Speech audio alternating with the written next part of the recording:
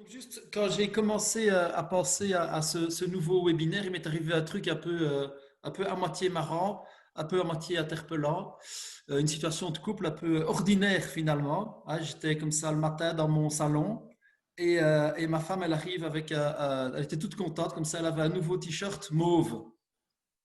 Et, euh, et donc, elle trouve que ça change un peu le mauve, hein, de ses couleurs de d'habitude. Et c'est vrai que ça change un peu les couleurs, les couleurs qu'elle porte d'habitude. Et puis mon visage trahit ma pensée. J'aime pas le mauve. Et donc ma femme, elle est quand même un peu subtile et elle remarque ça tout de suite. Et elle me fait, bah, tu n'aimes pas le mauve, ça va, je vais changer. Et puis bon, bah, moi, comme je peux, hein, maladroitement, évidemment, j'essaye de me rattraper. Mais si, c'est quand même joli, ça change un peu. Enfin, vous voyez un petit peu le sketch comme ça. Et ça se poursuit à un quart de seconde. Et puis finalement, foutu pour foutu, je ponctue le truc en lui disant, c'est pas parce que je déteste le mauve que tu dois te sentir mal à l'aise avec ce t-shirt. C'était une blague. C'était une blague. On a bien ri.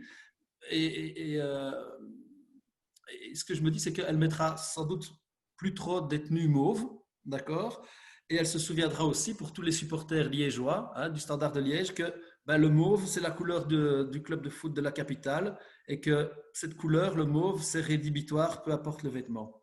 Et donc, juste au-delà de la petite histoire, de l'anecdote, euh, ça m'a mené à penser que ben, si on n'y prêtait pas attention, ben, un avis, ça peut rapidement se transformer en pression et que parfois la pression, ben, elle peut être habituée par une certaine forme de violence. Et donc le débat sur la violence conjugale et ainsi que la violence qui est faite aux femmes, ben, il a pris énormément de place dans les médias, dans les discussions, etc. Hein, c'est parti du hashtag MeToo au Grenelle de Madame Schiappa en France, et puis on est passé par la chanson Balance ton quoi de notre artiste national Angèle, etc., etc.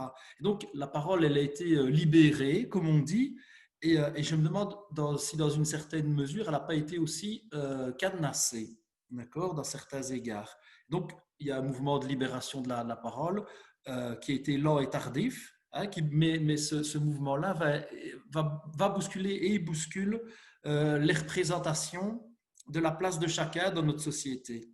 Et si les représentations, pardon, elles sont en mutation, ben, c'est aussi les mots qui sont en mutation, parce que les mots, c'est jamais qu'une représentation de la réalité, et c'est le sens des mots, et c'est le poids des mots qui vont être impactés. Donc, juste à l'heure de maintenant prendre la parole et de discuter avec vous, ben, je me disais qu'il y avait aussi lieu d'être à tout le moins précautionneux dans les termes qu'on utilise, en se disant qu'on ne va pas parler la langue de bois, mais c'est en tout cas une idée qui me traversait dans les prémices de cette réflexion.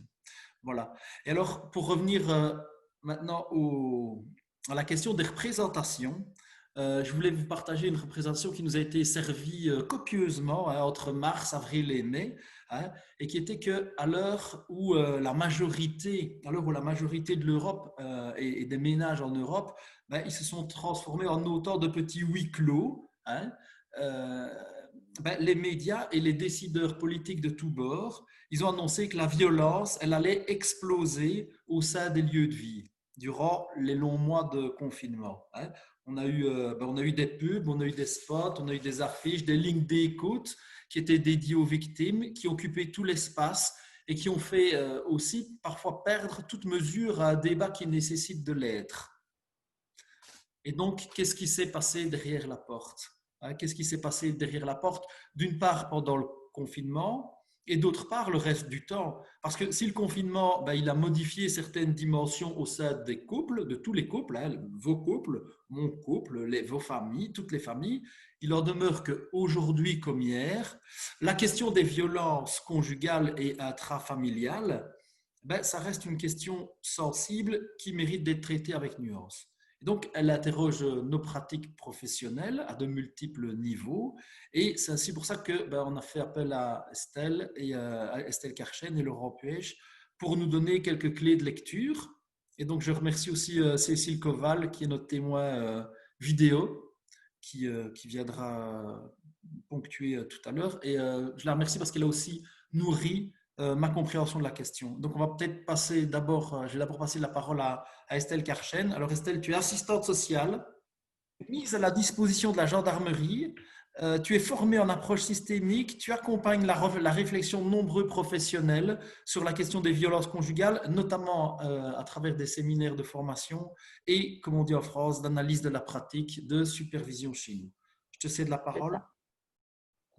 Ok, merci. Donc, bonjour à tous. Donc, comme vient de le dire Eric, je suis intervenante sociale en gendarmerie. C'est de cette place-là que je vais vous parler, en tout cas, de la problématique des violences conjugales. Et c'est juste important pour moi de définir le contexte d'intervention sur un sujet qui est hautement conflictuel dans les représentations qu'on peut se faire de ces situations. Donc, intervenant social en gendarmerie, très rapidement, c'est quoi? Ça a été mis en place en France à l'initiative des chefs de la police en lien avec des collectivités locales dans les débuts des années 90 en commissariat, 2004 en gendarmerie. L'objectif, c'était de mettre un intervenant social au cœur d'un dispositif qui était centré sur la personne en mettant en lien police-gendarmerie avec l'ensemble des services sociaux, en tout cas des dispositifs de droit commun. Donc, l'objectif, c'est de répondre à l'accueil et l'écoute des victimes comme des auteurs d'infractions en temps réel et de leur proposer un accompagnement qui vise, en tout cas, à l'arrêt des violences quand il s'agit de violences conjugales. J'ai une latitude d'intervention qui me permet aussi de travailler de manière plus circulaire que linéaire, donc je tiens à le préciser avant tout. Donc, définir les violences, c'est important parce qu'on en entend beaucoup parler. Tu l'as rappelé, Eric, #MeToo, le Grenelle des violences, etc. Et qu'est-ce qu'on met derrière ce terme de violence conjugale en dehors de violences qui existent, de faits de violence dans un couple? Donc, définir ce phénomène, ça a été un exercice extrêmement périlleux pour le faire de manière universelle, qui a été entrepris par de nombreux sociologues, psychologues, psychiatres, magistrats, féministes.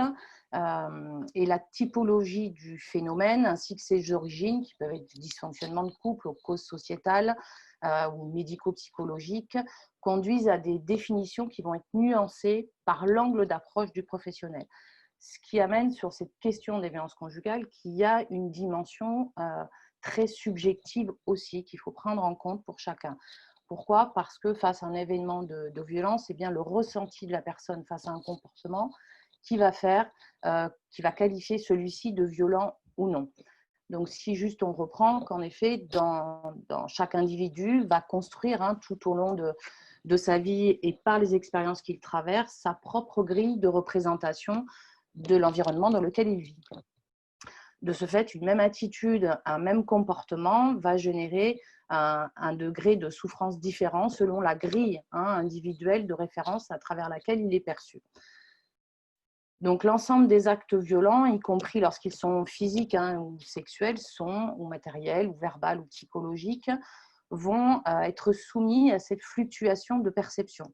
Donc là, c'est notre histoire personnelle qui va forger notre manière d'être et nous définit comme une personne unique, comme une empreinte qu'on appose anciennement sur nos cartes d'identité, qui va nous permettre de voir tel ou tel comportement comme étant violent. Pour autant, les violences conjugales ont été définies par l'Organisation mondiale de la santé, par l'ONU, par les différentes directives gouvernementales. Et il y a, en tout cas sous l'angle de la victimologie ou de la criminologie, une importance nécessaire à pouvoir différencier qu'est-ce qu'une situation de violence conjugale, en dehors d'événements de violence dans un couple ou ex-couple, etc., de la notion de conflit et d'une troisième dimension qui est celle du conflit violent ou conflit élevé. Donc, si on reprend la question du conflit dans chaque couple, le conflit, j'ai envie de dire, peut-être même presque nécessaire pour pouvoir faire des ajustements entre la façon de vivre, les valeurs, etc., les croyances de l'un et de l'autre dans l'objectif de la construction d'une famille ou d'un couple. Le conflit, chaque partenaire dans un conflit est considéré comme sujet. Donc, il y a une relation qui est égalitaire. Donc, il y a des différends qui peuvent exister et être négociés. Donc, ça va se transformer en accord, en désaccord. Certains désaccords peuvent mener à une rupture, d'autres vont pouvoir établir aussi des négociations pour établir des compromis. Mais dans les situations de conflit, il n'y a pas d'acte d'agression, qu'elle soit verbale, psychologique, physique, sexuelle ou matérielle. Je différencie cette notion de conflit parce qu'on l'entend beaucoup dans toutes les définitions et toutes les approches victimologiques qui traversent le travail médico-social. Il faut bien le différencier du conflit élevé ou ce qu'on appelle le conflit violent. C'est la même chose, on a une relation qui semble égalitaire, qui est égalitaire dans le sens où il peut y avoir des agressions verbales, physiques, psychologiques, encore une fois, mais qui peuvent être perpétrées par les deux partenaires. Dans ces situations-là, ces relations qui restent quand même égalitaires, hein, je dis, il y en a un qui va insulter, dénigrer, des insultes, et l'autre va répondre d'une manière par la force physique, qui peut être de la destruction de matériel, jusqu'à effectivement avoir des actes d'agression physique sur la personne. Mais des deux côtés, il y a quand même une revendication de sa manière d'être, de ses valeurs, de sa pensée. Il y a une revendication qui les place malgré tout à un niveau égalitaire. Même si le rapport physique n'est pas égal, le combat dans ces situations-là va plus se situer sur un plan existentiel. Qui a raison, qui a tort, sont mes valeurs qui doivent prédominer plutôt que les tiennes, etc. Donc, il y a une affirmation du pouvoir qui va rester bilatérale. Donc, il y a une base de relation, je le répète encore une fois, égalitaire et symétrique.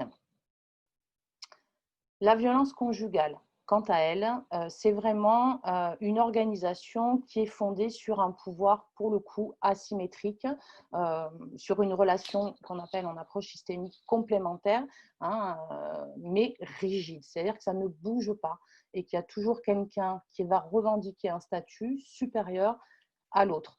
Et ce statut-là est aussi reconnu par l'autre. Donc, les actes d'agression dans ces situations, là pour le coup de violence conjugale, vont être un moyen de conserver cette structure complémentaire, inégalitaire pour le coup, et rigide, et surtout va permettre de garder cette structure de décision. Qui prend la décision? Qui a le pouvoir? Qui va décider de tous les éléments de la vie quotidienne. Dans ces situations-là, dans ce modèle de relation complémentaire et rigide, les actes d'agression vont prendre la forme d'une punition pour façonner, modeler l'autre à l'image telle qu'on voudrait qu'il soit. D'accord ? Donc, toute tentative d'affirmation de soi ou de négociation va être perçue comme dangereux par la personne en situation haute et qui commet des actes d'agression, et qui va être perçue comme une tentative de remonter à plus d'égalité ou à remettre en cause ce statut-là. À ce moment-là, les actes d'agression vont viser à maintenir la personne dans quelque chose de l'ordre d'une domination. Ces situations de violence conjugale, elles ont aussi une particularité, c'est-à-dire qu'autant dans le conflit comme le conflit violent, on reste dans des relations de sujet à sujet. Dans les situations de violence conjugale, il y a une négation de l'altérité de l'autre. Donc, on est d'une place d'un sujet à un objet. Donc, on ne lui reconnaît pas le pouvoir de pouvoir exprimer ses émotions, de pouvoir dire ce qu'elle veut, de pouvoir décider de quoi que ce soit. Les situations de violence conjugale sont particulièrement marquées par la construction d'une relation de double lien dans le couple. Alors, je m'explique sur la relation de double lien peut-être très rapidement. Une personne qui a du pouvoir sur une autre, c'est-à-dire qu'elle a la possibilité de lui donner ou lui reprendre quelque chose de vital pour elle, en l'occurrence son intégrité physique, la garde de ses enfants, son autonomie, etc., va émettre deux messages contradictoires, plaçant la personne qui reçoit ces messages dans l'impossibilité d'obéir à l'un des messages sans désobéir à l'autre des messages. Alors, dans des situations de violence conjugale, si on va un peu plus chercher comment ça s'organise dans le couple au niveau relationnel, on va pouvoir mettre le doigt sur énormément d'injonctions paradoxales qui vont créer cette relation de double lien. Un exemple concret, Alors je vais rester dans les clichés monsieur, madame. Monsieur se plaint que madame ne sait pas s'occuper des enfants et va en même temps, dès qu'elle va s'occuper des enfants un peu plus que d'habitude pour montrer qu'elle sait s'occuper des enfants, monsieur va lui dire bah, tu vois bien, à chaque fois que tu t'en occupes, les enfants pleurent, ils n'obéissent pas, etc. La même chose sur le travail. J'en ai marre, c'est toujours moi qui ramène de l'argent à la maison, tu n'es même pas capable de trouver un travail. Et quand elle va quand même essayer de trouver un travail, il va lui dire, bah, tu vois, on n'a plus d'importance pour toi, que ce soit moi ou les enfants, tu n'en as rien à faire, tu préfères aller voir d'autres personnes. Donc, elle ne peut pas s'extraire de cette situation. Et la particularité, la différence avec le conflit violent, c'est qu'il n'y a pas d'un espace de négociation ou de régulation des affects. Donc, la façon de sortir d'une relation du double lien, il n'y en a que deux. Hein, c'est soit métacommuniquer, c'est-à-dire parler de ce qui se passe, la façon dont on communique. Hein, tu me demandes quelque chose, mais tu me demandes son contraire, comment tu veux que je puisse répondre à ça, ou fuir.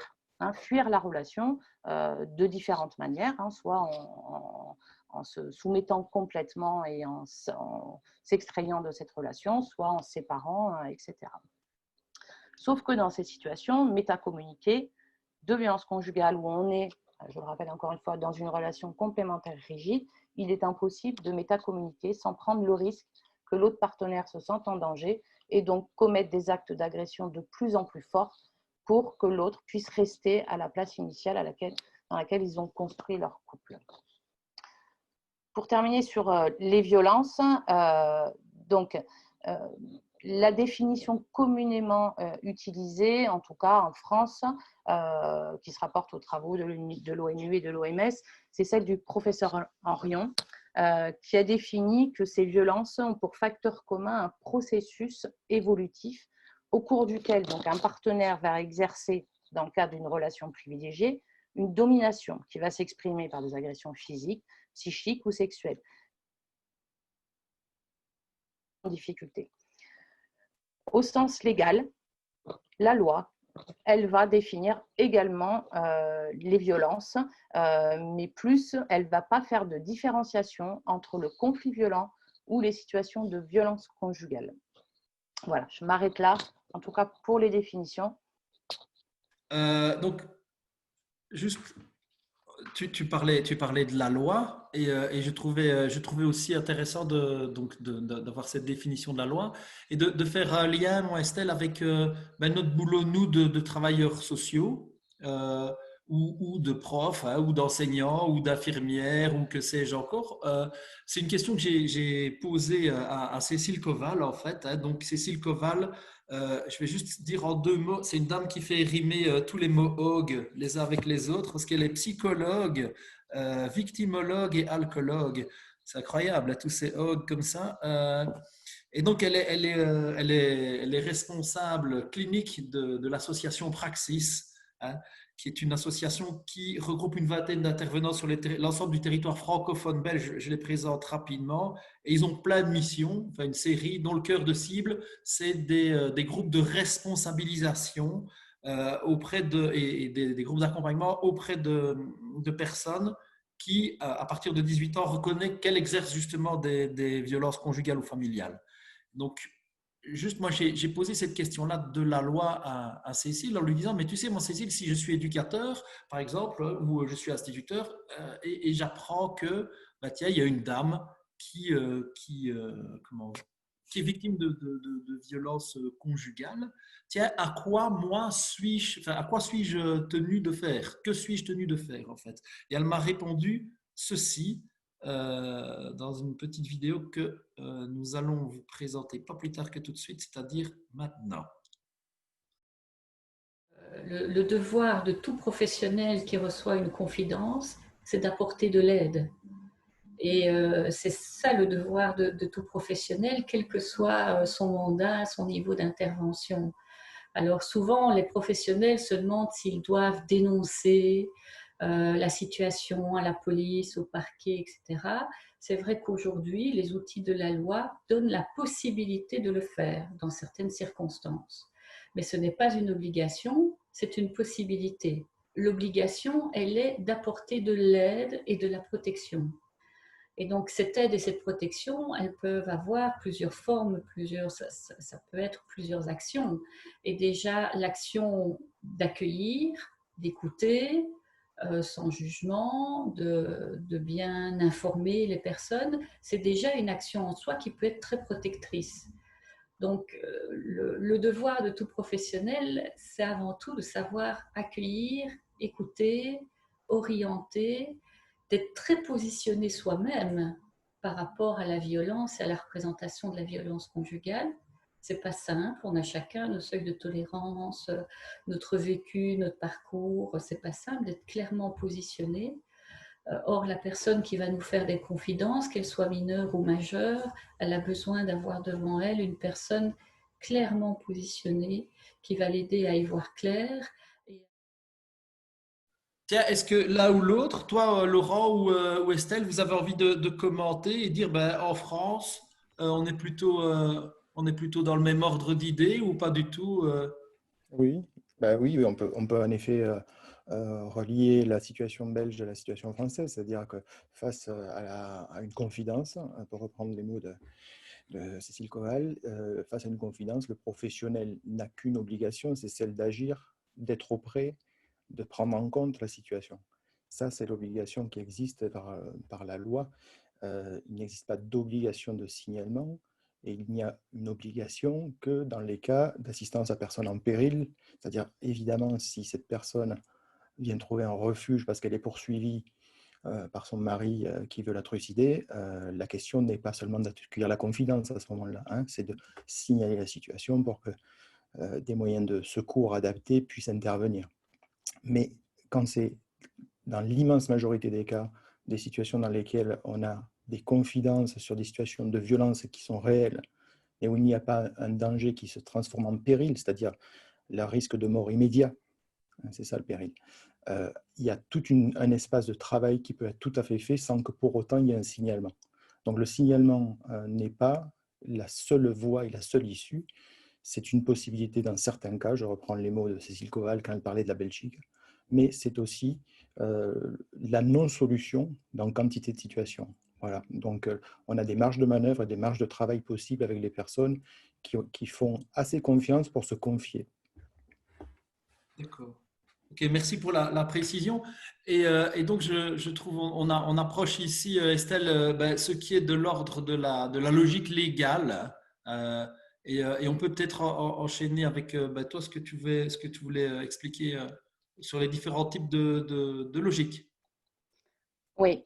Alors pour réagir aussi à cette petite vidéo, en tout cas, Cécile Kovac fait effectivement apparaître la nécessité d'être dans une logique d'aide, mais aussi quelque chose de l'ordre de la protection. Alors, je voudrais juste apporter en tout cas une nuance ou complexifier les notions de logique d'aide et logique de protection et de les resituer dans un cadre dans lequel on est tous, c'est-à-dire un cadre sociétal et quelle place ont la problématique, la problématique des violences conjugales dans notre société. Donc, pour rappel, il y a eu en France une prise de conscience dans les années 2000, donc c'est quand même récent, il y a 20 ans, de l'ampleur des violences conjugales suite à la première enquête, grande enquête statistique sur les violences faites aux femmes qui révélait qu'une femme sur 10 avait subi des violences dans son couple au cours des 12 derniers mois et qu'une femme mourrait à peu près tous les 3 jours en France. Ça, je laisserai Laurent nous faire plus tard, en tout cas, revenir sur ces chiffres-là. Cette prise de conscience, elle a entraîné une modification importante du code pénal et du code civil en renforçant la répression des faits de violence, mais également en renforçant la défense du droit des victimes, avec un développement de l'assistance aux victimes notamment. Donc, au-delà de cela, va se développer l'idée de prévention et du coup de celle de détection des violences au plus tôt afin de lutter contre les violences au sein du couple, mais plus particulièrement aujourd'hui contre les violences faites aux femmes. L'évolution législative va permettre de faire évoluer, hein, l'objectif il est là aussi, les mentalités et notamment hein, l'influence du rapport de genre dans nos sociétés, dans les différents domaines de la vie, qu'ils soient familial, individuel, conjugal, social ou le monde du travail. Donc la logique de la loi est celle de protéger des personnes et de garantir la sécurité et les libertés de chacun en participant hein, ainsi à réguler un fonctionnement social. Donc les règles et les normes de la loi qui sont établies par le pouvoir en place sont destinées à organiser la vie des hommes en société et à réguler leurs rapports et maintenir l'ordre et la sécurité. Ça, c'est la logique légale. Au niveau des violences, hein, c'est vrai que j'ai appuyé tout à l'heure sur la différenciation entre conflit élevé et violence conjugale. Ce qu'on retient hein, dans les représentations collectives, c'est les violences conjugales, c'est la femme victime de violences physiques notamment. Hein, on parle encore beaucoup de femmes battues. Ce n'est pas que ça, les violences, mais on retient aussi un modèle représentatif d'un cycle hein, infernal qui conduira inéluctablement, en tout cas, il risque de conduire à la mort. Donc, évidemment, quand on a ça en tête et que les lois ont évolué pour condamner ces faits-là, mais aussi pour protéger les victimes, on va être influencé par ce fonctionnement, le fonctionnement de la loi, auquel on est tous soumis. Hein, ça, je suis très claire là-dessus. Elle est le socle, hein, la loi de nos interventions, en tout cas en travail social ou médico-social. Elle dessine les contours de nos interventions et de nos missions. Mais la loi va venir tracer une ligne de démarcation entre une victime et un auteur. Et va donc se centrer sur les faits, parce que ce sont les faits qui sont pénalisables. Ce n'est pas la relation. Hein. La définition du professeur Henrion définissait un processus évolutif hein, dans une relation privilégiée. La loi, elle va se centrer sur des faits. Donc, qu'on soit dans une structure de couple, fonctionnement en tout cas relationnel de couple, sur un conflit violent ou dans une situation de violence conjugale, hein, une position complémentaire rigide, le regard de la loi sera la même, puisqu'il se centrera sur les faits. D'accord ? Ce sont les faits qui vont définir, avec la qualité de la relation, hein, couple, ex-couple, séparé, pas séparé, qui va qualifier l'infraction. La seule différence pour la loi, elle se fera au niveau de la réponse pénale, c'est-à-dire sur la graduation de la sanction. Pour nous, intervenants sociaux, toutes nos interventions reposent sur ce socle de la loi, mais elles ne peuvent pas comment dire, reprendre la même logique, c'est-à-dire qui serait d'organiser finalement cette démarcation entre une victime et un auteur. Le travail social, on est censé pouvoir travailler sur la globalité hein, de la famille, de la personne, dans son contexte de vie. Donc dessiner une frontière entre les deux et de se centrer sur les faits tels que la loi le fait, nous conduirait, nous, travailleurs sociaux, psychomédico-sociaux, dans des pièges relationnels qui, malgré notre bienveillance, nous feraient confondre relation d'aide et relation et protection. Je ne peux pas, moi, en tant qu'assistante sociale, effectivement, me centrer uniquement sur les faits et de dire « Monsieur, vous êtes auteur, Madame, vous êtes victime », et ça va avoir un impact sur mes filtres, sur mes représentations, sur ma façon d'être avec la personne, qui va se voir à travers mon regard, soit comme un auteur de violence, soit comme une victime. Donc la logique de la loi, c'est une logique qui est causale et linéaire. Hein. Il y a un fait de violence, une infraction constatée, on va rechercher qui en est la cause. Alors c'est évident, la cause, hein, c'est celui qui a commis l'acte d'agression, il est responsable de ses actes. Et la solution de la loi, c'est du coup de punir l'auteur de ces actes-là et d'organiser cette démarcation et de la rendre la plus imperméable possible en organisant une séparation par différentes mesures hein, judiciaires, qu'elles soient pénales ou civiles, ordonnance de protection, interdiction d'approcher, bracelet anti-rapprochement, etc., etc. Pour nous, travailleurs sociaux, s'il y a des situations qui nécessitent, hein, comme l'a rappelé Laurent tout à l'heure sur les situations notamment de péril d'accord, qui nécessite d'organiser la protection, même dans ces cas-là, cette organisation de la protection doit se faire avec la personne et pour qu'elle puisse aboutir réellement aux effets attendus.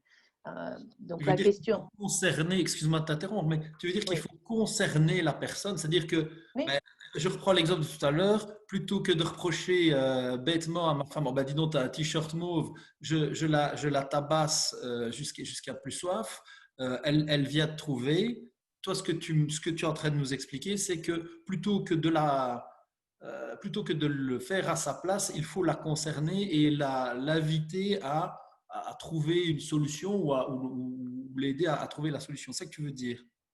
oui, il y a de ça. Mais il y a aussi que sur cette logique légale, le risque de rester uniquement sur une logique légale, et je n'oppose pas logique relationnelle et logique légale. Les deux, pour nous, en travail social, en tout cas médico-social, sont nécessaires. Mais c'est-à-dire suivre la logique de la loi, ça serait rechercher la cause et allez, si je simplifie, bah, pour qu'il n'y ait plus de problème, il faut supprimer la cause.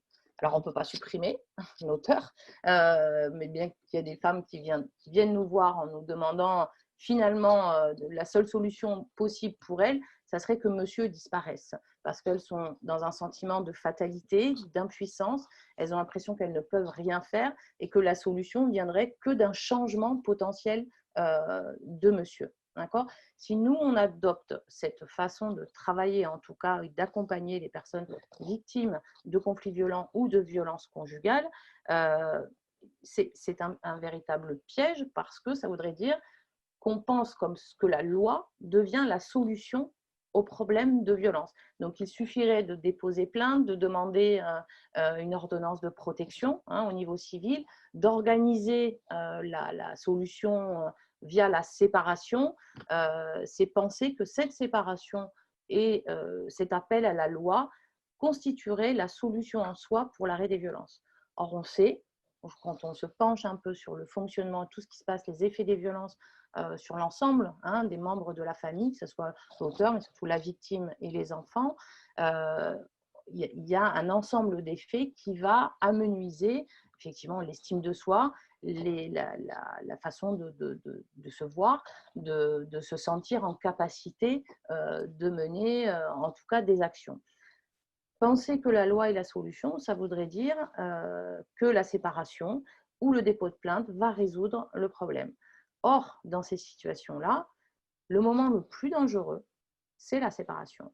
Le moment le plus dangereux, c'est effectivement au moment où elles s'en vont, ou juste après, ou au moment où elles vont révéler le huis clos familial à l'extérieur, et notamment avec nous, travailleurs sociaux. Donc, être convaincu que la solution, c'est la loi, que le passage obligé, c'est le dépôt de plainte, donc, mais par souci de protection et à vouloir protéger les gens aussi, malgré eux, qui ne sont pas forcément prêts à faire cette démarche au niveau judiciaire, qui implique beaucoup de conséquences pour la vie familiale et conjugale, les pousser par souci, encore une fois bienveillant, c'est prendre des risques parfois extrêmement graves pour la personne. Parce que ça voudrait dire qu'on pense que la loi va résoudre les choses. Or, déposer plainte, vous n'avez aucune garantie de la réponse pénale parce que cette loi-là, elle est représentée aussi par des êtres humains, par un gendarme, par un policier qui va prendre une plainte, de quelle manière il va la prendre, de quelle manière il va faire ressortir des éléments du contexte d'émergence de ces violences. Il y a un procureur qui va aussi prendre une décision en fonction du récit du gendarme et qui va proposer des sanctions ou un classement sans suite ou différentes mesures alternatives. Ça arrive pas, enfin voilà, on n'a pas forcément sur un dépôt de plainte la réponse attendue et le risque est, et c'est là où c'est important de comprendre ce qu'attend la personne, ce qu'elle veut, ce qu'elle est prête à faire, quelle compréhension elle a de ce qui se passe pour elle et pour sa famille et de l'accompagner en fonction bien évidemment de la dangerosité dans laquelle elle se situe, qui va graduer, nous, notre façon d'intervenir aussi, autant dans le temps que dans la manière d'intervenir. Mais en fonction de là où elle se situe, la pousser au dépôt de plainte, par exemple. Elle va venir déposer plainte, par exemple, sur le dernier fait de violence qui était une forte claque qui a créé un hématome sur la joue. C'est la première fois qu'elle dépose plainte. Elle a un certificat médical pour cette claque-là, mais pour autant, depuis 10 ans, il y a des violences sexuelles, il y a des violences physiques graves qui sont traduites par des coups de poing, des coups de pied, qui ont remis en cause son intégrité physique, mais elle n'a jamais été consultée un médecin, n'a jamais pris de photos, n'a jamais parlé à qui que ce soit, donc il n'y a aucune preuve des faits. La loi, elle a besoin, la justice, d'avoir une preuve matérielle des faits pour pouvoir qualifier l'infraction et sanctionner en tout cas le mis en cause et mettre en place la protection de la victime. Donc pour la victime qui va déposer plainte pour la claque qu'elle a prise samedi soir, avec une petite trace sur le visage, la sanction pénale ou la réponse pénale peut aller d'un classement sans suite parfois, si monsieur dit bah oui, elle aussi, elle m'a tapé, regardez, j'ai des griffes, d'un classement sans suite à aller une alternative aux poursuites qui pourrait être un rappel à la loi. Qu'est-ce que ça viendra dire pour la victime face à une réponse de la justice qui serait par exemple un classement sans suite parce qu'elle n'a pas la preuve de tous les faits de violence qui ont entraîné un risque majeur pour son intégrité, ça va être finalement, monsieur avait raison, je ne peux rien faire, personne ne me croira, il me l'avait dit et il m'avait dit que lui, il était plus fort que les lois, qu'il n'en avait rien à faire, que la loi, c'était lui. Malgré nous, je grossis un peu la situation, mais malgré nous, on peut participer à maintenir le même fonctionnement, celui qu'il y a entre monsieur et madame, de domination, de dénigrement, d'humiliation, etc. Je ne dis pas qu'on va être violent, dénigrant, humiliant, mais malgré nous, en la poussant à déposer plainte et en ayant un classement sans suite, on va confirmer chez elle ce qu'elle se représente de sa relation avec son homme, qui est qu'il est tout puissant. Donc, vous voyez le danger pour elle de déposer plainte et de ne pas avoir les effets attendus par rapport à une plainte. Ça veut dire aussi, si on pense que la loi est la solution, organiser la séparation. Encore faut-il qu'il y ait des possibilités d'hébergement adéquats et dignes, on va dire, pour les personnes. Et c'est aussi penser que la violence s'arrête à la porte de la séparation. Or, nombre de situations en protection de l'enfance, notamment, concernent des couples séparés. Les violences ne s'arrêtent pas à la porte de la séparation. Il y a énormément de violences aussi sur des conjoints et ex-conjoints. D'où, pour moi, l'importance de s'appuyer sur la loi, puisqu'on y est soumis tout autant que les personnes avec qui l'on travaille. Mais comment est-ce qu'on peut utiliser la loi comme un vecteur extérieur à laquelle on est contraint, elle et moi, sur les choses qui sont interdites, de rappeler les interdits, l'inacceptable des situations d'agression physique ou verbale ou psychologique sur l'un ou l'autre partenaire. Je peux reconnaître que c'est inacceptable, que c'est interdit. Pour autant, je vais chercher à comprendre ce que vit la personne et comment je peux l'impliquer à essayer de trouver ensemble des solutions. Parce que si c'est moi qui trouve des solutions, je vais, malgré moi, la confirmer dans cette place qu'elle n'est pas en capacité de trouver ses propres solutions ou que quelqu'un doit décider à sa place. C'est ça que je disais quand je disais il faut, l'intérêt de la concerner, c'est de se dire, tiens, je vais me mettre à son service de telle manière à ce que cette dame, pour rester dans ce qu'on disait, dans l'exemple qu'on donne, puisse elle-même définir des solutions, puisse dire, tiens, c'est ça que je veux pour moi finalement. Oui, après notre rôle, je pense, c'est d'augmenter les connaissances de ces personnes sur que dit la loi, qu'est-ce qui est possible de faire, par quels moyens, quels sont les professionnels d'un territoire qui peuvent vous venir en aide sur les différents champs et problématiques qui sont associés aux faits de violence, la question d'hébergement, la question de la parentalité, la question de l'accès aux droits, la question du travail, de l'isolement, etc.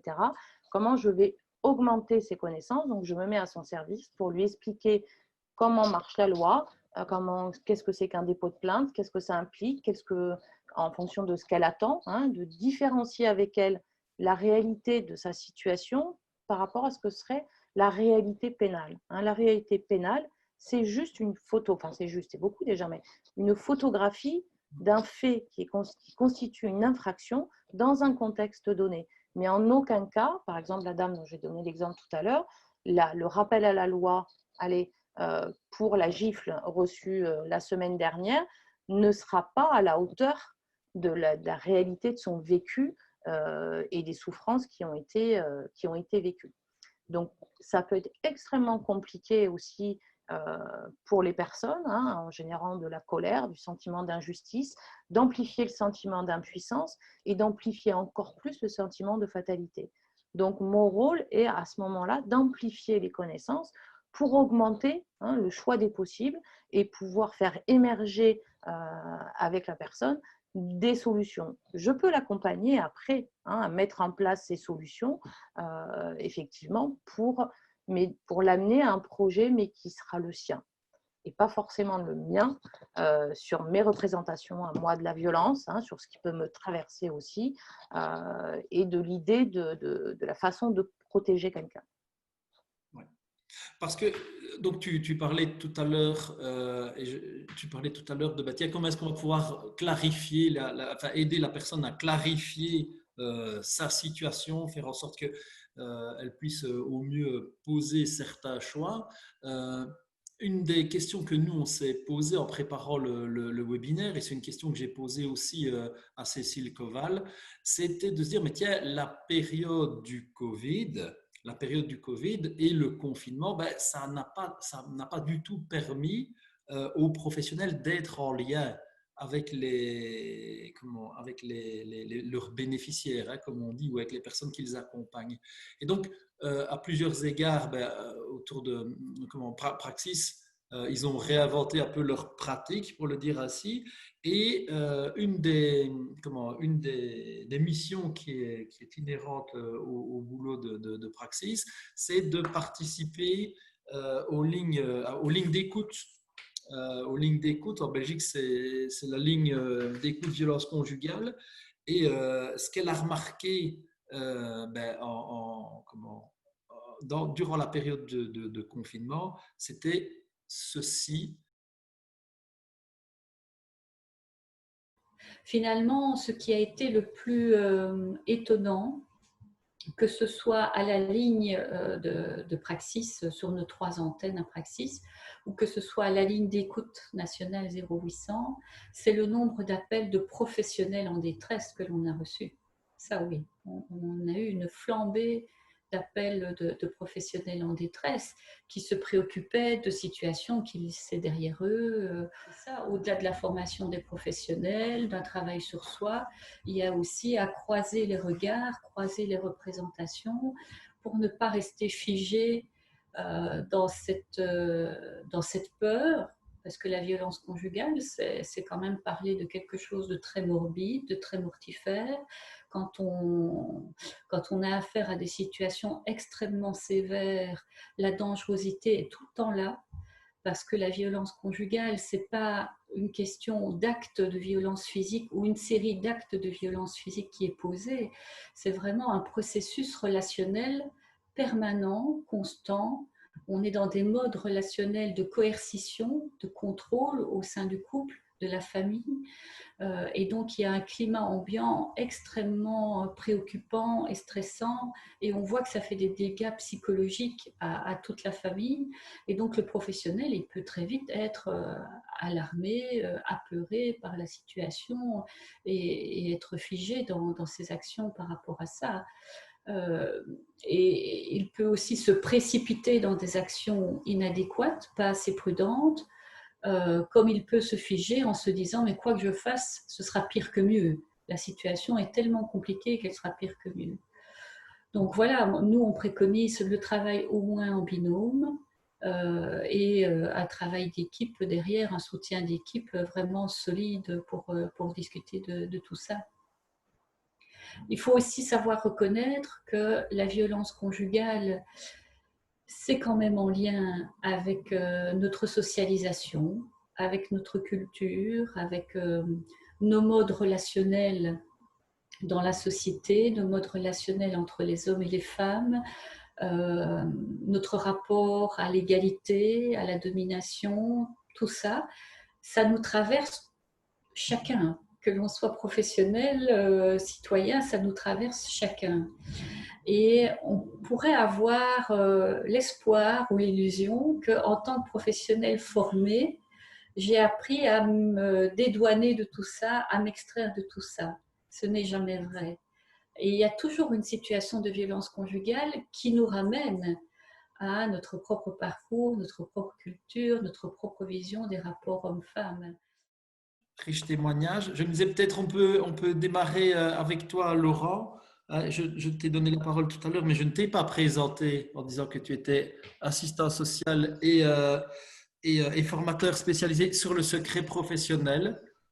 Et donc que tu es créateur d'un site qui s'appelle secretpro.fr et d'un blog qui s'appelle protectioncritique.org.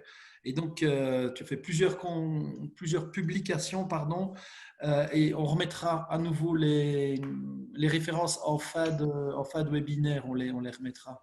Et donc, peut-être un peu peut-être sur le contexte, tu auras envie de réagir, toi, Laurent? Cécile Coval parlait de la période de confinement et des effets notables qui avaient pu être notés justement durant cette période un peu particulière pour nous tous. Et elle notait que finalement, c'est les demandes de professionnels, elle parle de détresse de professionnels sur ce moment en particulier et ce besoin de soutien qui s'est manifesté grandement. Je crois que ça, c'est un des points importants parce que cette période du confinement a finalement amené a fait un résumé de ce que l'on vit autour des questions de violence conjugale tout au long de l'année, sans attendre les périodes de confinement. La première, c'est qu'on vit dans un état de tension et on ne pense que souvent cette question de la violence dans la société n'est pensée qu'à partir du pire. Elle est pensée à partir du pire, c'est-à-dire le féminicide, hein, qui est un terme qui depuis l'an dernier a surgi. Le féminicide, c'est la mort d'une femme tuée par son conjoint ou son ex. Donc, c'est à partir de ce filtre-là que l'on pense les questions. Et quand est arrivée la question du confinement, qui a surgi dans nos quotidiens à tous, on a imaginé le pire, encore une fois. Le pire, c'était le bourreau est dans la même maison que la victime, et en plus, là, les deux, ils sont enfermés, forcément, ça va être l'occasion d'être encore plus bourreau que d'habitude, et on va assister à quelque chose d'extrêmement grave qui va se produire. Or, si on fait le bilan de ce qui s'est produit, en tout cas en France, on n'a pas eu une augmentation des plaintes sur cette période-là. Et on n'a pas eu non plus d'augmentation des plaintes concernant cette période donc, de confinement après la sortie du confinement. Donc, première chose, il s'est passé quelque chose qui n'était pas attendu parce qu'on était tous focalisés par ce que l'on craignait, sans penser les effets du confinement. Et les effets du confinement, c'était notamment, par exemple, de faire que ce qui peut mettre l'auteur de violence, des fois en grande insécurité, c'est-à-dire que madame sorte du domicile, est une vie sur laquelle il n'a pas de contrôle et d'emprise, par du simple fait du confinement, ce fait-là n'existait plus. Ils étaient obligés d'être tous les deux ensemble, et du coup, il n'avait plus de zone d'insécurité pour celui qui craint ce qui se passe à l'extérieur, par exemple. Donc, on voit qu'il y a eu plein d'effets, et en tout cas, ça ne s'est pas traduit par une augmentation des interventions, mais une augmentation des vigilances, par contre.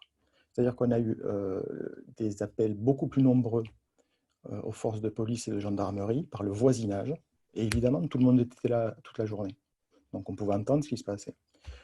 On a eu des alertes plus nombreuses de ce côté-là. On a eu des professionnels qui sont super mobilisés, c'est-à-dire qui ont inventé de nouvelles façons de pratiquer dans certains lieux, qui ont été au contact, qui ont repris contact avec des personnes dont ils avaient connu la situation de violence, de façon à s'assurer que pour elles, tout allait bien, voir s'il y avait besoin d'un soutien particulier.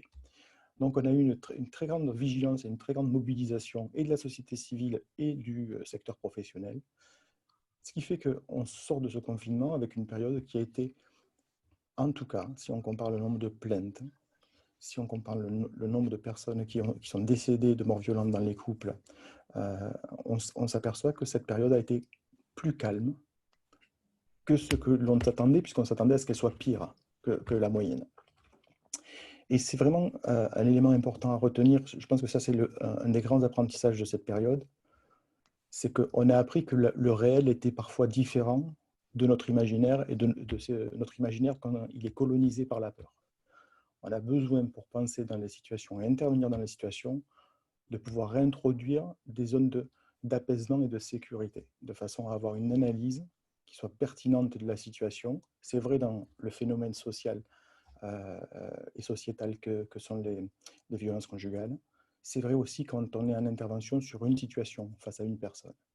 Or, dans l'ère du temps aujourd'hui, on a vraiment une focalisation par le drame qui vient agiter tout ce qui est de la part émotionnelle chez nous, mais qui des fois produit justement le fait qu'au-delà de l'émotion, on ne pense plus vraiment la complexité de ces situations.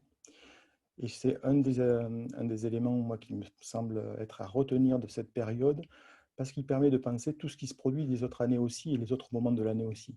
C'est qu'on pense par le pire, et du coup, on finit par ne plus voir la réalité des violences, qui sont que l'immense majorité des situations de violence ne sont pas des situations où il y a une mort à la fin.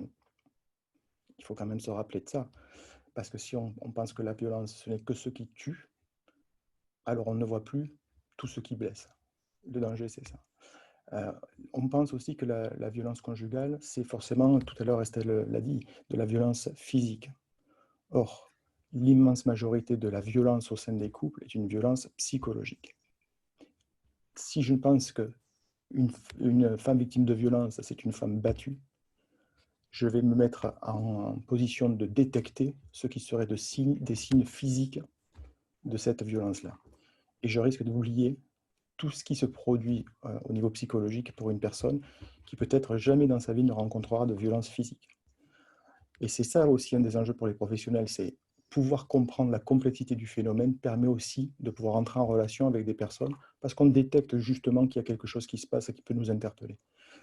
La focalisation sur la mort et le féminicide nous fait oublier toute une part de la réalité de la violence qui provoque énormément de dégâts chez les personnes et dans la société.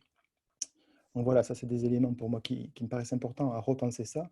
Et c'est pour ça que je travaille sur des chiffres, notamment autour de l'évolution de ces violences, puisque finalement, à écouter la tonalité des discours médiatiques de personnes engagées sur les questions de violence conjugale, j'avais l'impression en 2019 qu'on était dans une phase d'une augmentation exponentielle de cette violence, qu'il y avait de plus en plus de femmes tuées, que vraiment la société était de pire en pire de ce côté-là. Et je suis allé voir les données chiffrées. Donc là, voilà, ça c'est un petit diapo pour faire un grand résumé.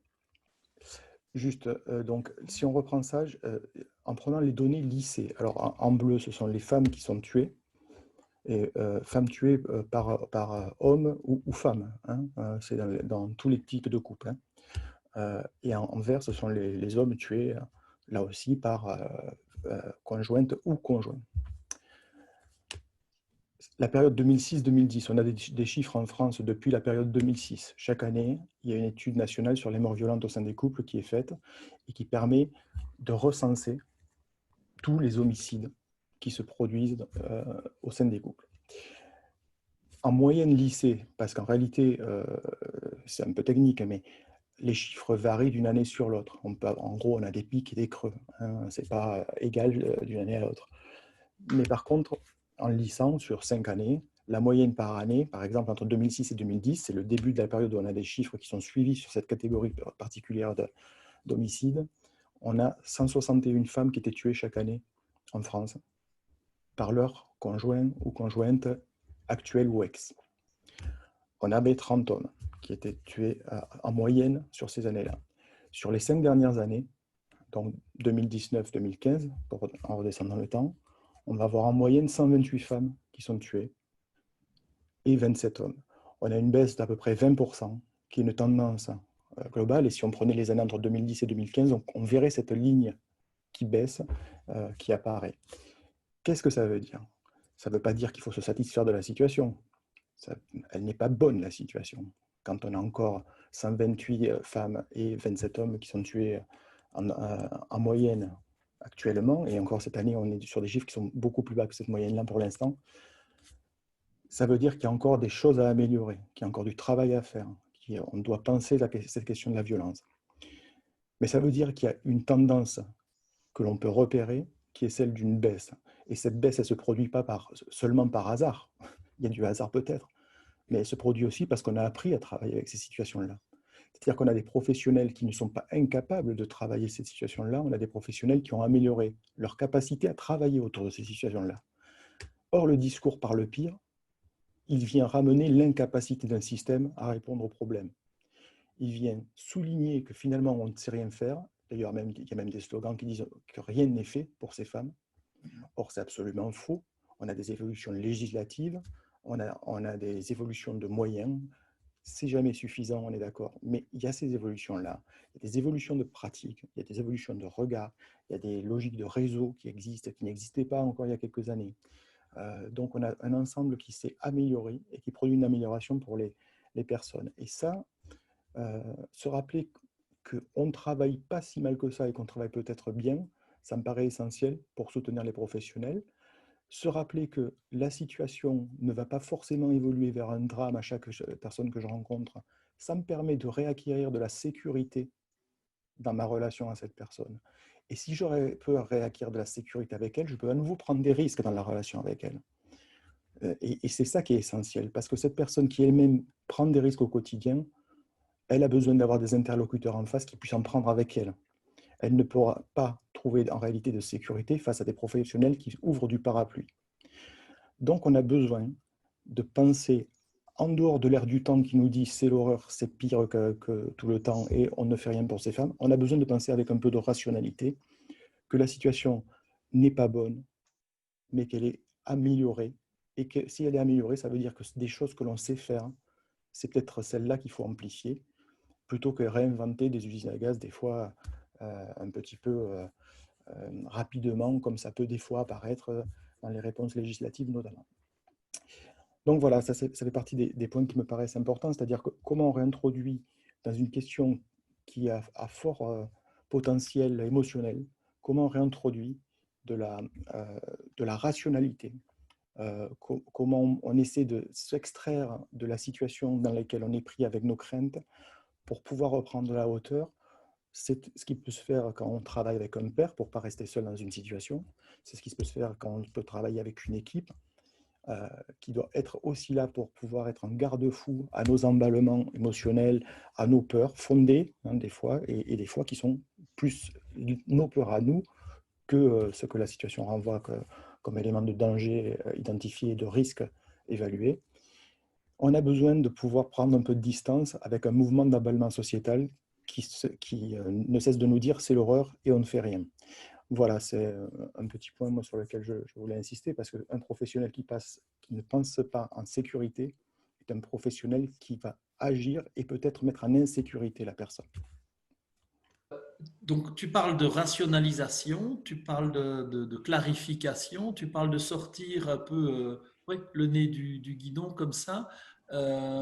J'entendais aussi la question de l'engagement, c'est-à-dire de comment est-ce qu'on fait pour, une fois que nous, professionnels, on se sent sécurisés, on va s'engager auprès des personnes.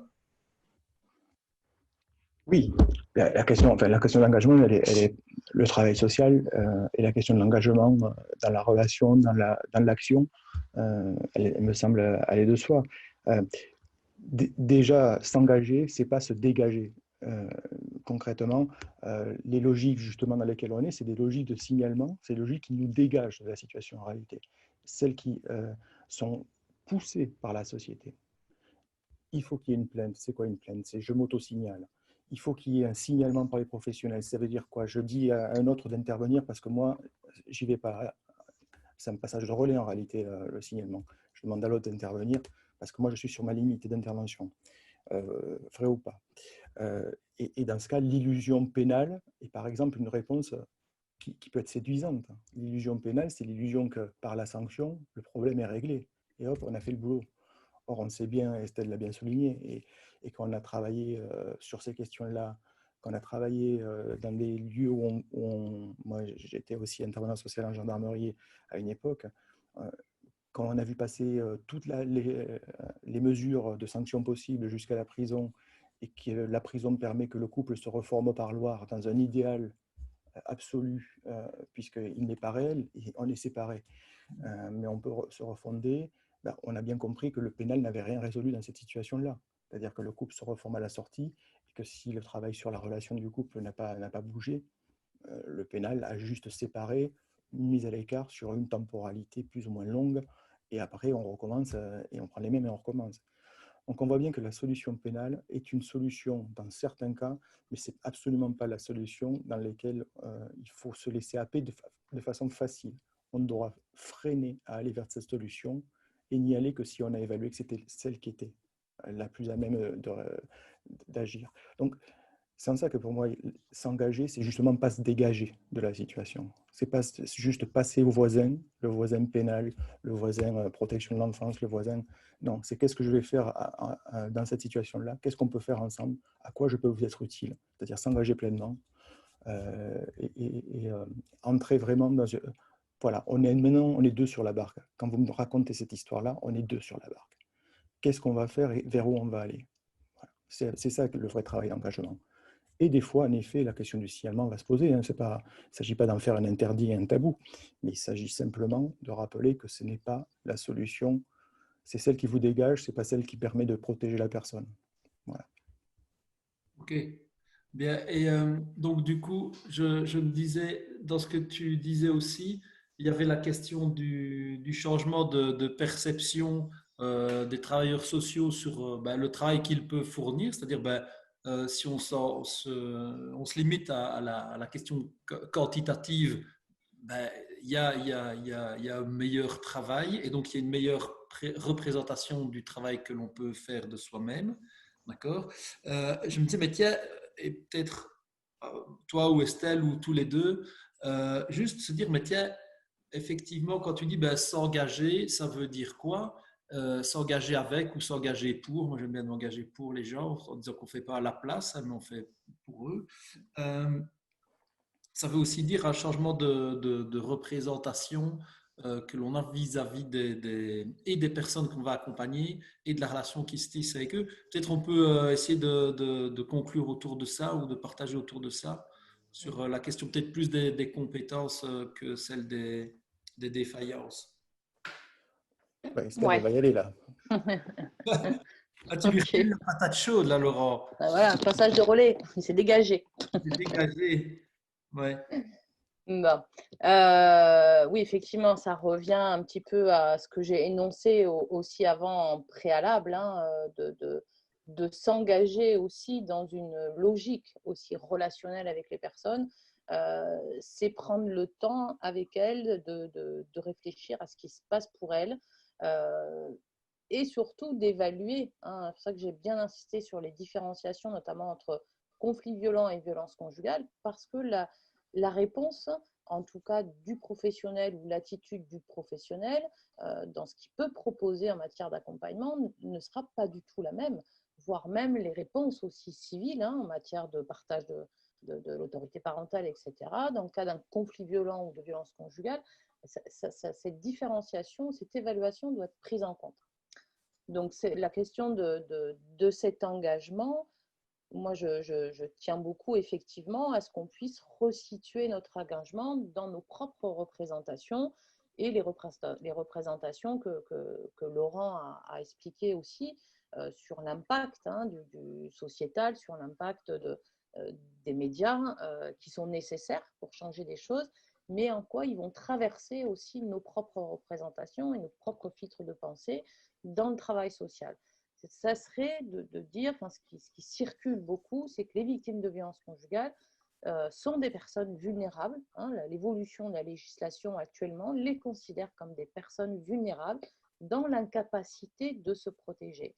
Alors, je suis très en problème avec cette représentation. Je ne dis pas qu'elles ne sont pas vulnérables.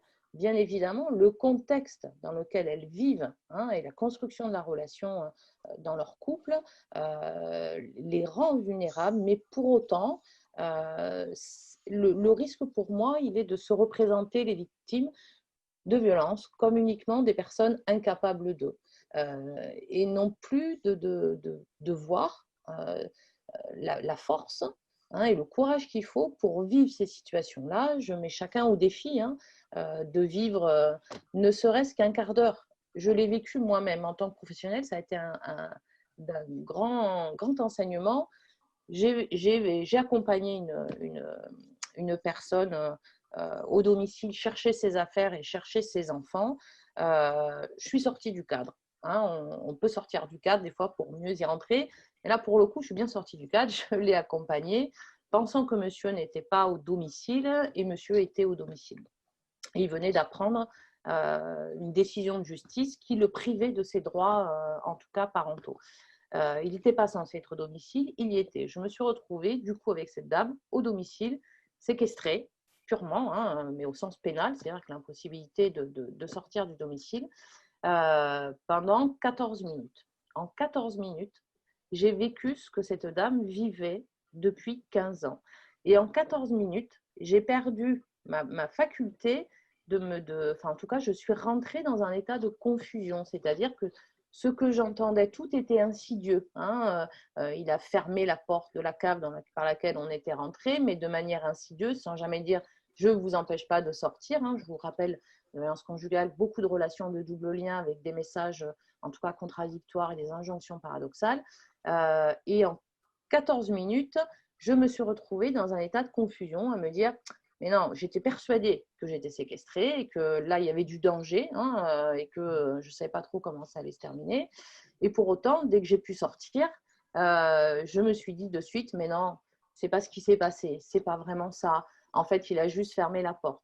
Et en fait, ce que j'ai vécu dans les 14 minutes de séquestration et les 5 minutes qui ont suivi, voire les jours qui ont suivi, c'est que j'ai remis en cause ce qui s'était passé. Donc, on peut comprendre, d'accord, pour une personne qui vit ça depuis 15 ans, on pourrait se dire, madame banalise les choses. Elle minimise les actes de violence. D'accord ? Moi qui ne vis pas ce type de contexte, en 14 minutes, j'en suis arrivée moi aussi à banaliser. Mais ce que j'ai compris en banalisant ou en minimisant les faits, ce que j'ai compris de ce qui était en train de se passer pour moi, c'était ma façon à moi de garder un minimum de contrôle sur ce qui se passait pour moi. C'est-à-dire que ça dépendait encore de moi. C'est-à-dire que, mais non, il ne t'a pas vraiment séquestré. Ça m'a évité de tomber dans quelque chose de l'ordre de la sidération, qui aurait pu aussi m'empêcher d'agir et de pouvoir me sortir de ce mauvais pas avec la dame et les enfants. Tout ça pour vous dire que ce qu'on peut interpréter comme de l'incapacité à, je trouve que c'est très stigmatisant dans ce qu'on peut renvoyer aussi, parce que les gens se voient à travers notre regard, à travers nos postures, à travers nos mimiques, à travers l'organisation de notre récit, la façon dont on va présenter les choses, elles vont se voir à travers nous. Et si elles se voient comme une personne incapable d'eux, je vais finalement, encore une fois malgré moi, reproduire le même schéma que ce qui se passe à la maison. Puisqu'elle est incapable de s'occuper des enfants, elle est incapable de prendre des décisions, c'est toujours de sa faute. S'il y a eu un passage à l'acte, c'est bien parce qu'elle n'a pas respecté les règles établies à la maison ou dans le couple, un transfert de responsabilité, de culpabilité. Et si moi-même, dans ma façon d'être avec elle, je ne la considère que comme une incapable, même si je suis bienveillante, je vais quand même maintenir ce sentiment-là chez elle qui est très fort, avec une estime de soi qui est souvent très très basse, et je vais maintenir ce sentiment-là. Donc, ce que j'ai envie de dire moi, c'est que plutôt que de voir des incapacités dans les décisions, si on fait un peu un état des lieux de tous les rapports qu'on écrit, notamment en protection de l'enfance, où il y a des situations de violence conjugale, le mot incapacité revient très régulièrement à tous les paragraphes. Et on pense que c'est du coup qu'elles ne peuvent pas se protéger. Et si elles ne peuvent pas se protéger, elles ne peuvent pas protéger leurs enfants. Or, ce que j'ai envie de proposer, en tout cas, la façon dont moi je vais les regarder, c'est que je me dis, tiens, quand elles ne partent pas du domicile ou quand elles banalisent ou minimisent l'effet de violence, qu'est-ce qu'elle est en train de me montrer, qu'elle est en train de sauvegarder, qui semble être le plus important pour elle. Par exemple, ne pas partir. Elle décide de ne pas quitter le domicile. Tous les travailleurs sociaux dans les équipes, tout le monde va se poser la question, mais enfin quand même, on a tout mis en place, on a accompagné des pots de plainte, centres d'hébergement, et puis elle est revenue, etc., différentes aides de la part du réseau, et pour autant, elle rentre à la maison, elle ne se protège pas, et du coup, elle ne protège pas leurs enfants.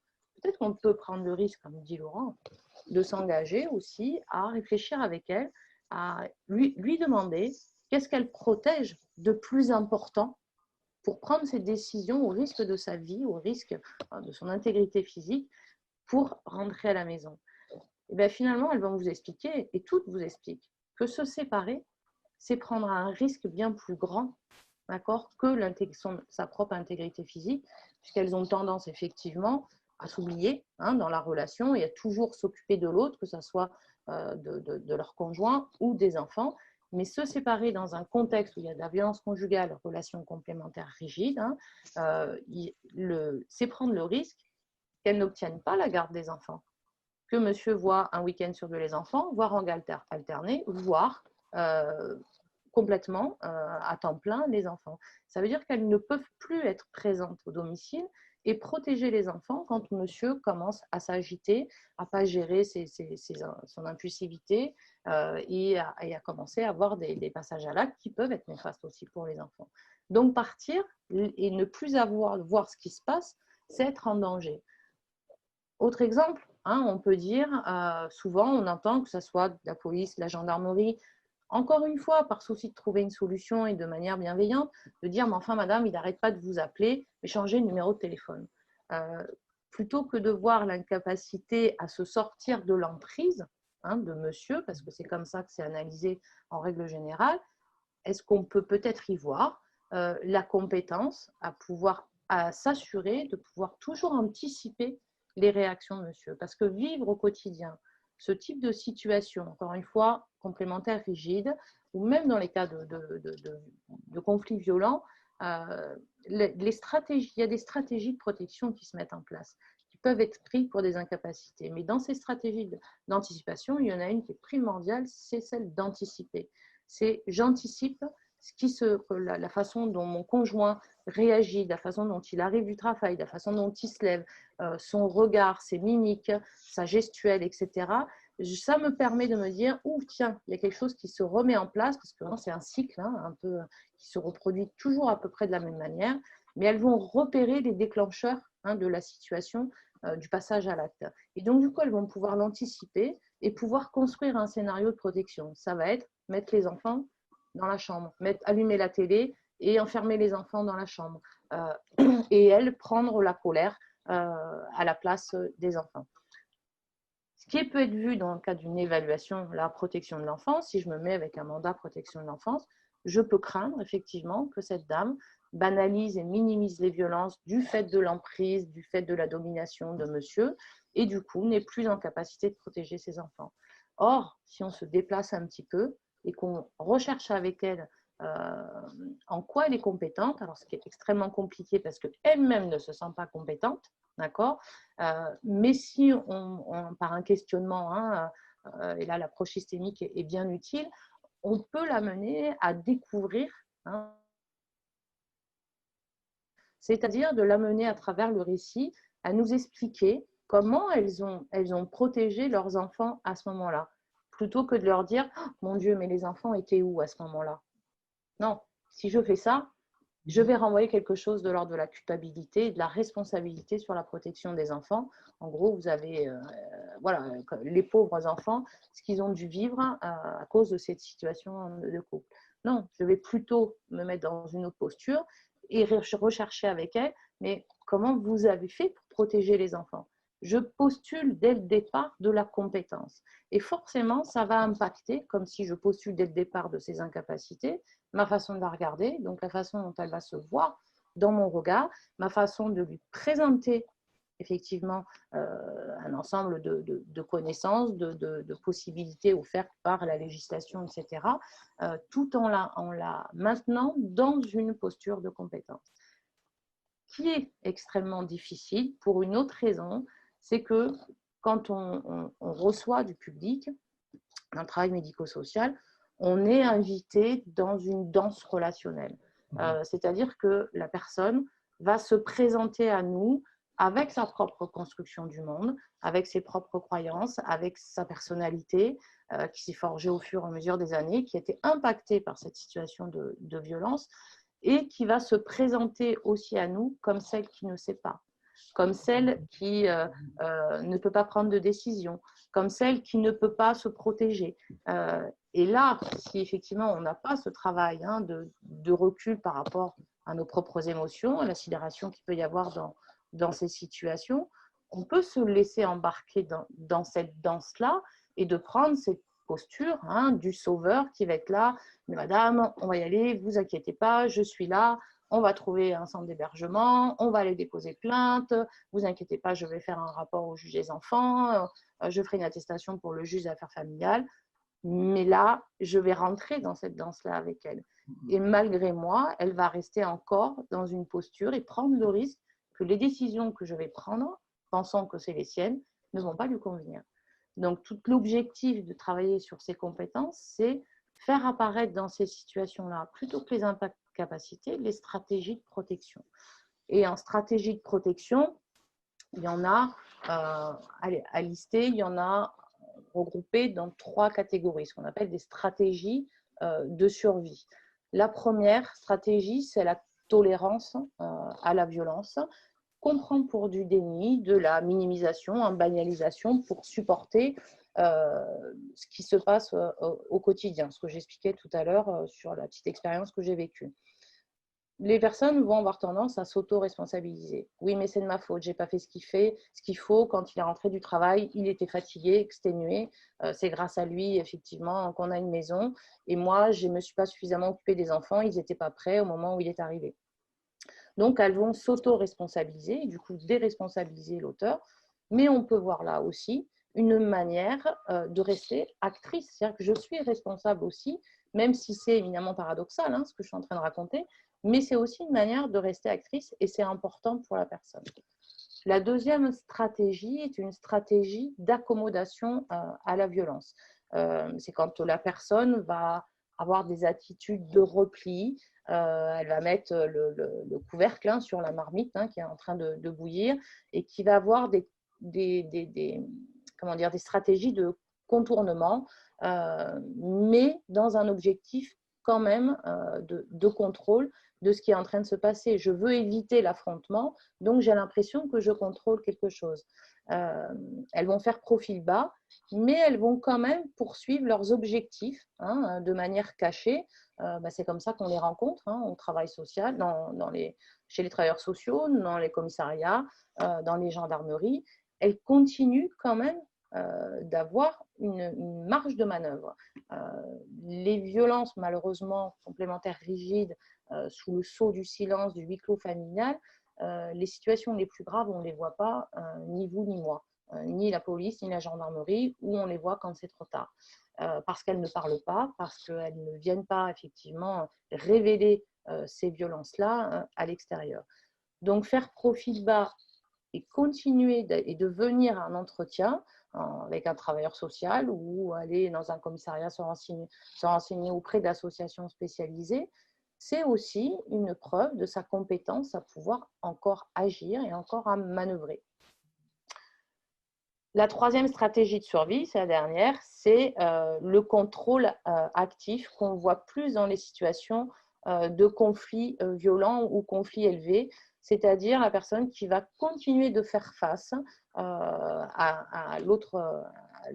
au conjoint pour faire valoir son point de vue. C'est-à-dire qu'elle va continuer d'essayer de négocier sans céder, même si elle n'obtient pas les résultats obtenus, et qui a une haute capacité à résister à la pression verbale ou même physique.